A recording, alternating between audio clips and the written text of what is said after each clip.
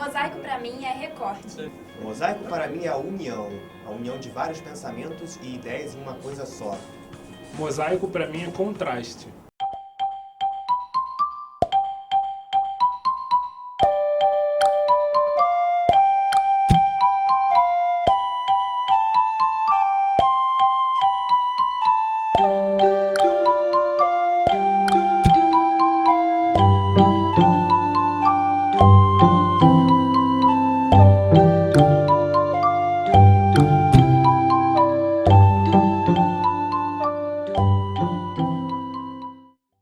Olá, estamos de volta com mais um Mosaico. No programa de hoje, nosso tema vai ser o processo de remoção que algumas comunidades estão enfrentando devido às obras dos Jogos Olímpicos. Uma comunidade especial, a Vila Autódromo, se tornou um exemplo de resistência a esse processo. Os moradores se organizaram com grupos de estudos engajados na luta por seus direitos. Então, vamos acompanhar a reportagem. Após a escolha da cidade do Rio de Janeiro como sede das Olimpíadas, a maioria dos cariocas se sente orgulhoso por sediar um evento desse porte. Passados 2 anos e meio da escolha, boa parte da população se sente desconfiada, devido à maneira como certas obras acontecem. É o caso dos moradores de favelas da cidade, que se tornaram obstáculos desse progresso. Apoiados por alguns grupos de mobilização popular, as comunidades têm lutado para garantir seus direitos de posse e de moradia. Um caso especial vem chamando a atenção, a comunidade Vila Autódromo. Localizados próximo à Barra da Tijuca, ao lado da antiga pista que foi palco de vitórias do esporte nacional, o espírito olímpico passa longe. Podendo ser removidos, sob a alegação de bem público, os moradores se organizaram e se tornaram símbolos de resistência e de luta por seus direitos.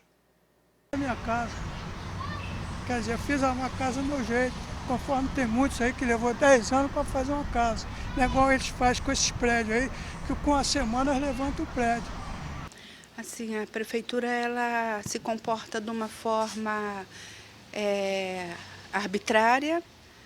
Ela quer intimar os moradores a acreditar que não tem direito de opção, que tem que sair de qualquer jeito. O presidente da Associação de Moradores, Altair Guimarães, critica os argumentos da prefeitura. A prefeitura alega que a gente tem que ser removido daqui por conta dos megas eventos. Mas não é verdade isso, porque existe uma ação que foi movida contra a comunidade tem mais ou menos aproximadamente 20 anos.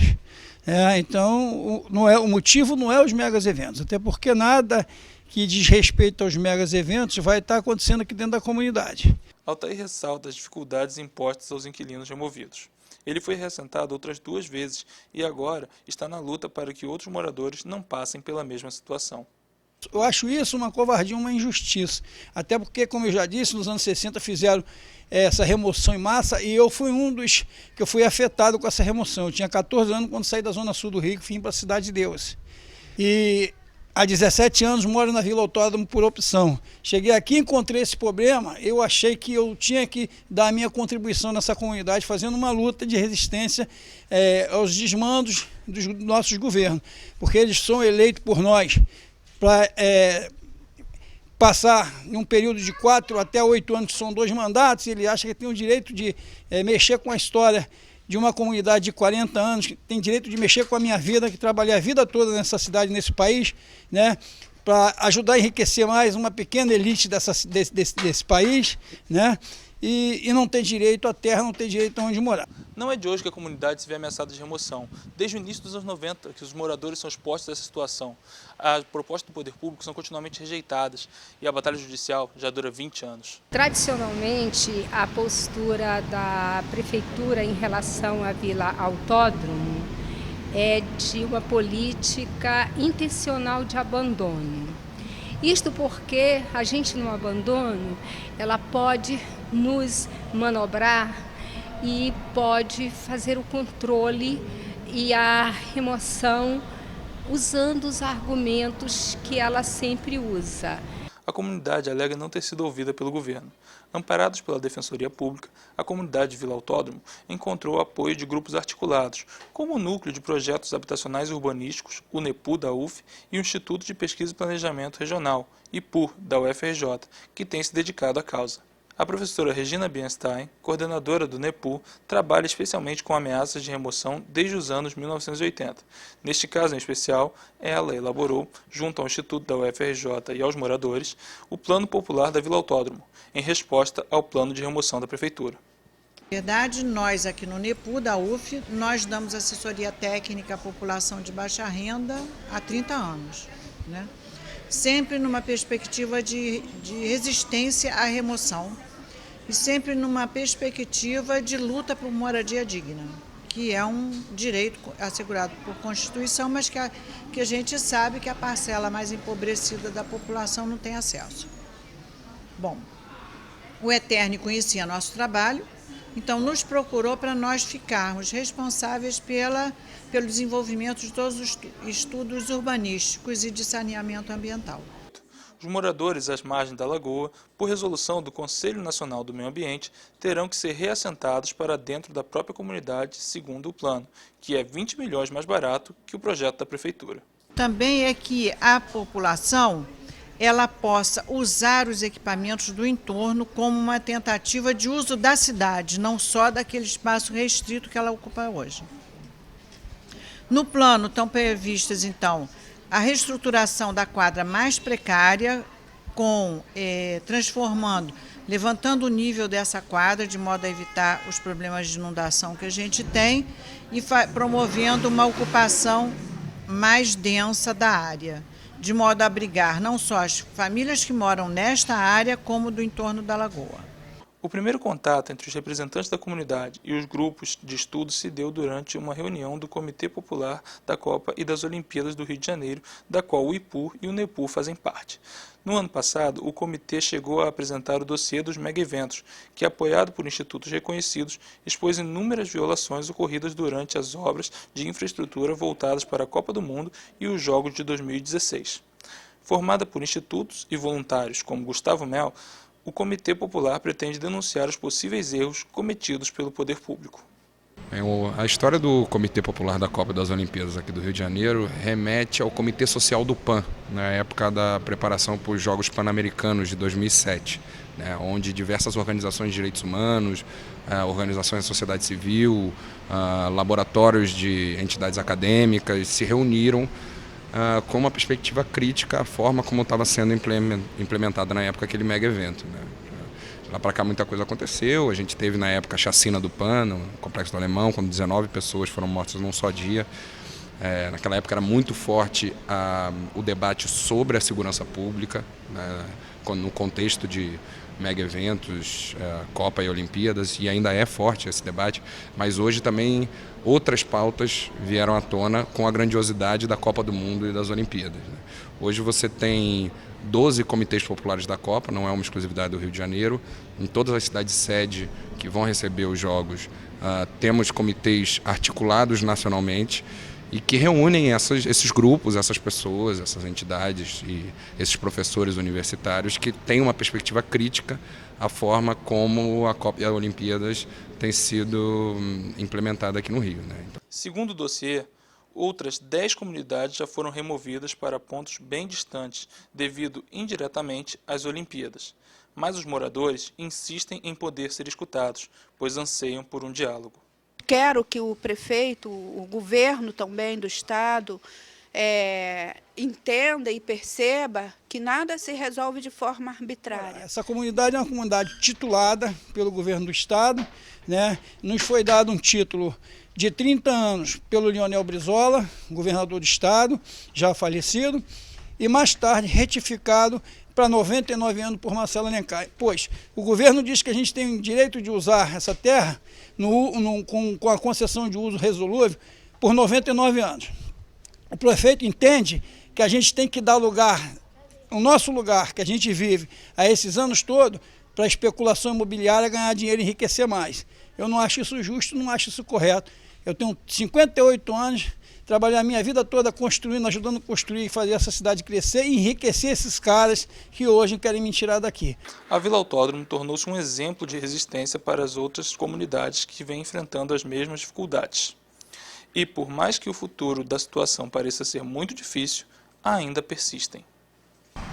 Então o que ele quer fazer com a gente? Tirar a gente É a mesma coisa, derrubar a casa da gente, derrubar um pedaço da gente também. Situação muito complicada, né, Bruno? É, Gabriela. Então vocês não saiam daí, porque no próximo bloco nós vamos acompanhar os bastidores dessa reportagem.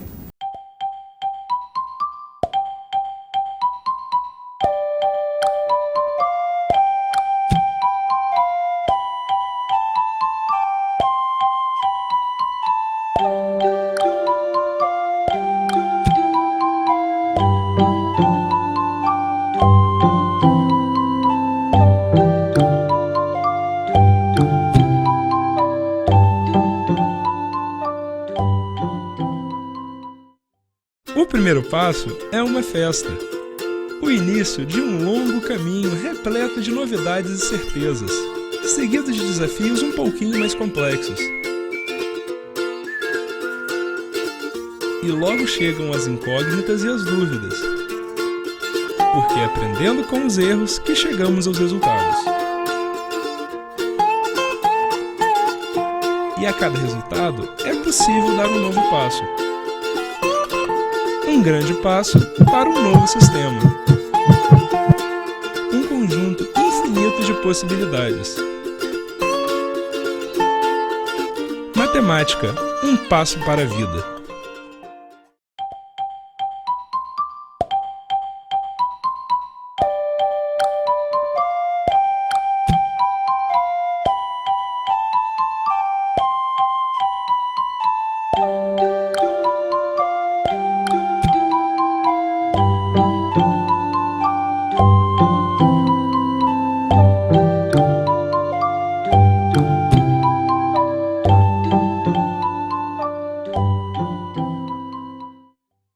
Voltamos agora com o Mosaico e estamos aqui com um dos alunos envolvidos com a reportagem, Lucas Silva. Agora ele vai responder algumas perguntas sobre a matéria. Então, Gabriela, conforme você falou, eu estou aqui com o Lucas Silva, que foi um dos produtores dessa matéria. Tudo bem, Lucas? Tudo bem, primeira pergunta que a gente gostaria de fazer é como surgiu a ideia de fazer essa reportagem? Então, assim, eu acompanho bastante o jornalismo esportivo, mais voltado um pouquinho mais para a política, com relação a, agora, por exemplo, essas obras da Copa e das Olimpíadas, até mesmo desde as obras do PAN, que houve alguns problemas, enfim. E então, eu vi a oportunidade, depois de ler algumas reportagens sobre onde seria localizado o Parque Olímpico, que seria, na verdade, a obra seria construída em cima de onde fica o terreno de uma comunidade. Eu fui pesquisar um pouco mais a fundo, descobri que foi publicado um dossiê pelo Comitê Popular Nacional da Copa do Mundo e das Olimpíadas, que tem no Rio e tem em outros estados do Brasil, enfim, voltado exatamente a essa questão de como estão correndo as obras, de fazer uma espécie de investigação sobre essa situação. E eu descobri, então, que a comunidade da Vila Autódromo estava no caminho, né, do progresso que as Olimpíadas iriam trazer, no caso, o Parque Olímpico. E essa comunidade tem outras curiosidades, por exemplo, que ela fica localizada perto da Barra da Tijuca, onde a especulação imobiliária cresce ainda mais, o que ativou um pouquinho ainda mais as minhas suspeitas, assim, com relação. E a oportunidade de me levar a fazer uma pauta um pouquinho mais séria, com um viés um pouco mais político, me também chamou bastante a minha atenção e me motivou a correr atrás dessa pauta. Legal, Lucas. E assim, quais foram as principais dificuldades que vocês encontraram no processo de fazer essa reportagem? Cara, assim, as principais dificuldades, principalmente, foi com relação a achar fontes oficiais para falar sobre o assunto, porque os moradores, por estar passando por esse processo, eles procuram algum lugar que possa amplificar as vozes dele, o megafone, né, que eles enxergam na imprensa às vezes, que a gente se tornou um pouco, ao entrar em contato com eles, a gente percebia que eles estavam sempre dispostos a falar, todos os moradores. Embora tenha algum sinal, por exemplo, quando a gente chegou na comunidade, eles ficaram um pouco receosos com relação a o que esses meninos estão fazendo aqui, qual era o real interesse da gente na matéria, né, enfim. Mas o grande problema mesmo foi a questão de falar com os órgãos oficiais. Era isso que eu gostaria de perguntar. A gente até chegou a tentar conversar, mas a gente só conseguiu uma resposta por e-mail da assessora da empresa olímpica municipal, que é que coordena as obras voltadas às Olimpíadas. Mas assim, ela não respondia a nossa questão diretamente. Fazia aquele blá blá blá, blá blá blá, que não quer dizer muita coisa, enfim, a gente não conseguia aprofundar um pouco essa questão. A gente ficou mesmo com o viés dos moradores que para falar a verdade, por si só já é bem completo e explica bastante a situação. Isso eles que são as que estão vivendo aquilo de verdade. Entendi, Lucas. E assim, o que você pode contar pra gente da situação atual da Vila Autódromo? Como é que tá o pessoal lá? Assim, a comunidade continua resistindo. Era para eles terem sido removidos segundo a exigência dos órgãos públicos em 2013. Eles conseguiram passar 2013. Está previsto que as obras de demolição de algumas casas perto lá da comunidade aconteçam agora a partir do meio do ano.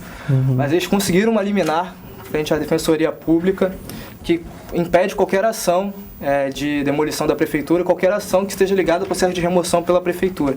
Então a comunidade continua lutando, inclusive apoiada por grupos aqui da UF, da UFRJ, grupos engajados socialmente, Instituto de Geógrafos do Brasil, continuam se organizando e lutando pelo que eles acreditam, né, que eles talvez consigam brigar contra isso, porque não é a primeira vez a ameaça que eles recebem. Isso já tem 20 anos, com as obras do PAN eles chegaram a ser ameaçados, mas eles continuaram. Eles continuam tendo essa fé, até porque não resta muita coisa para eles, cara. No máximo lutar por uma indenização, mas é a terra deles, eles têm o título de posse, é importante dizer isso. E é isso, eles estão lutando, cara, pelo que é deles. Legal, Lucas. Parabéns pelo trabalho, por dar voz à comunidade como a Vila Autódromo, que realmente está precisando. E parabéns a você e ao seu grupo pelo trabalho desenvolvido. Obrigado, Bruno. Gabriela, com você. Bom, essa edição do Mosaico foi sobre a Vila Autódromo. No próximo programa, você vai assistir a mais uma reportagem sobre a remoção de comunidades, a Aldeia Maracanã. Até a próxima, tchau!